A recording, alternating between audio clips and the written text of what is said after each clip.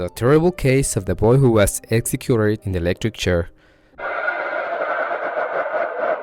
Since ancient times, the most severe punishment is death penalty. That is why only the worst criminals are given this punishment. But what would you think if I told you that there is a recent case which a child was sentenced to death and then executed for a crime which he did not commit? Well, today you will know this terrible story.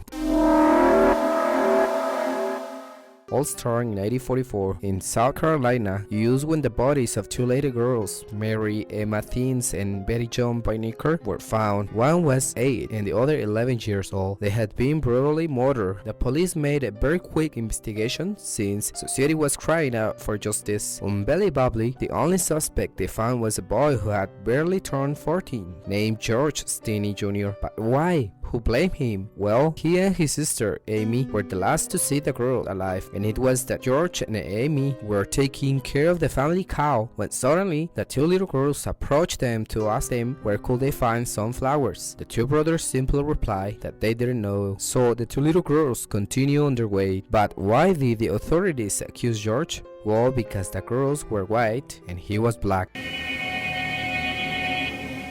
Something quite disturbing is that at the time, the crime experts themselves claimed that George did not have enough strength to cause the fractures found on the girls' skulls, and it had also been George and his sister who helped in the search for the girls when they were reported missing, and even they say that they have seen her alive to see if this will help the investigation. But as soon as the authorities knew that the minor had been the last to see the girls alive, they arrested him and decided to lock him up without warning his parents and without giving him a lawyer. But also, they arrest him and lock him in an interrogation room where, without the presence of anyone else, George began to be questioned, then tortured by two policemen. George will accept his guilt, and that's why he was brought to trial, which was held only a few days later. The jury was confirmed, signed by 10 white men who were chosen just 3 hours before the trial. The trial lasted only one afternoon, and no physical evidence and no witness were brought forward to single out of George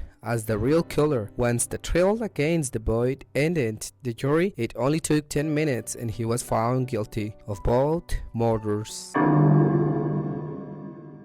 At the time, South Carolina laws judge anyone over 14 years old as an adult, so George was sentenced to death by electric chair a few days after. George was so small that they have to place books so he would sit down as long as he would reach enough height so his head could be placed between the electrodes. As if this were not enough, the hood that was placed on George was so large that it came off his head due to seizures who suffered from electric shocks, those showing his face at the moments of his death. His face was full of pain and his eyes flowed with tears for 4 minutes. The punishment lasted, and then George was declared dead.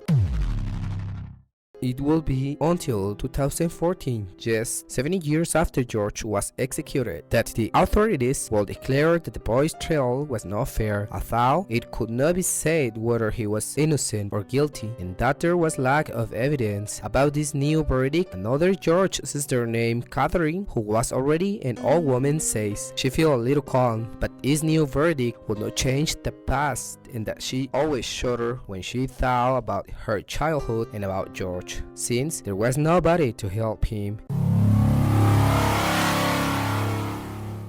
The case of George has been taken to literature and cinema on many occasions. The most famous was The Green Mile, which was written by Stephen King, the horror novel's writer, which served as the basis for 1999 film on Unexpected Miracles. That film tells the story of an imposing African-American man who has the soul of a child and who is accused of having murdered 2 little girls. And despite the fact that his innocence was very clear, he was sentenced to die in the electric chair.